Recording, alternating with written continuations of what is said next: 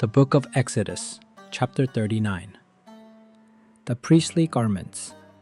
From the blue, purple, and scarlet yarn, they made woven garments for ministering in the sanctuary. They also made sacred garments for Aaron, as the Lord commanded Moses. The ephod. They made the ephod of gold, and of blue, purple, and scarlet yarn, and of finely twisted linen. They hammered out thin sheets of gold and cut strands to be worked into the blue, purple, and scarlet yarn and fine linen, the work of skilled hands. They made shoulder pieces for the ephod, which were attached to two of its corners so it could be fastened. Its skillfully woven waistband was like it, of one piece with the ephod and made with gold, and with blue, purple, and scarlet yarn, and with finely twisted linen, as the Lord commanded Moses. They mounted the onyx stones in gold filigree settings and engraved them like a seal, with the names of the sons of Israel. Then they fastened them on the shoulder pieces of the ephod as memorial stones for the sons of Israel, as the Lord commanded Moses. The breastpiece. They fashioned the breastpiece, the work of a skilled craftsman. They made it like the ephod, of gold and of blue, purple, and scarlet yarn, and of finely twisted linen. It was square, a span long and a span wide, and folded double. Then they mounted 4 rows of precious stones on it. The first row was carnelian, chrysolite, and beryl. The second row was turquoise, lapis lazuli, and emerald. The third row was jacinth, agate, and amethyst. The fourth row was topaz, onyx, and jasper. They were mounted in gold filigree settings. There were 12 stones, one for each of the names of the sons of Israel, each engraved like a seal, with the name of one of the 12 tribes. For the breastpiece, they made braided chains of pure gold, like a rope. They made 2 gold filigree settings and 2 gold rings, and fastened the rings to 2 of the corners of the breastpiece.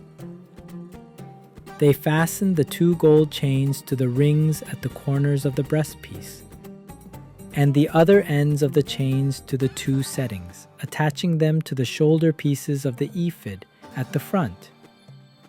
They made 2 gold rings and attached them to the other 2 corners of the breastpiece, on the inside edge next to the ephod. Then they made 2 more gold rings and attached them to the bottom of the shoulder pieces on the front of the ephod, close to the seam just above the waistband of the ephod. They tied the rings of the breastpiece to the rings of the ephod with blue cord, connecting it to the waistband so that the breastpiece would not swing out from the ephod, as the Lord commanded Moses. Other priestly garments.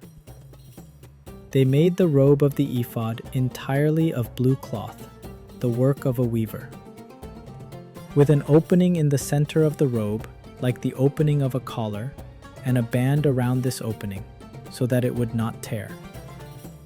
They made pomegranates of blue, purple, and scarlet yarn, and finely twisted linen around the hem of the robe. And they made bells of pure gold, and attached them around the hem between the pomegranates. The bells and pomegranates alternated around the hem of the robe to be worn for ministering, as the Lord commanded Moses. For Aaron and his sons, they made tunics of fine linen, the work of a weaver, and the turban of fine linen, the linen caps, and the undergarments of finely twisted linen. The sash was made of finely twisted linen and blue, purple, and scarlet yarn, the work of an embroiderer, as the Lord commanded Moses. They made the plate, the sacred emblem, out of pure gold, and engraved on it, like an inscription on a seal, "Holy to the Lord." Then they fastened a blue cord to it to attach it to the turban, as the Lord commanded Moses. Moses inspects the tabernacle. So all the work on the tabernacle, the tent of meeting, was completed. The Israelites did everything just as the Lord commanded Moses. Then they brought the tabernacle to Moses, the tent and all its furnishings, its clasps, frames, crossbars, posts, and bases. The covering of ram skins dyed red, and the covering of another durable leather, and the shielding curtain. The Ark of the Covenant law with its poles and the atonement cover. The table with all its articles and the bread of the presence. The pure gold lampstand with its row of lamps and all its accessories, and the olive oil for the light. The gold altar, the anointing oil, the fragrant incense, and the curtain for the entrance to the tent. The bronze altar with its bronze grating, its poles and all its utensils, the basin with its stand. The curtains of the courtyard with its posts and bases, and the curtain for the entrance to the courtyard.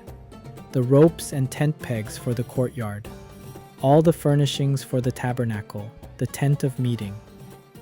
And the woven garments worn for ministering in the sanctuary, both the sacred garments for Aaron the priest and the garments for his sons when serving as priests. The Israelites had done all the work just as the Lord had commanded Moses. Moses inspected the work and saw that they had done it just as the Lord had commanded. So Moses blessed them.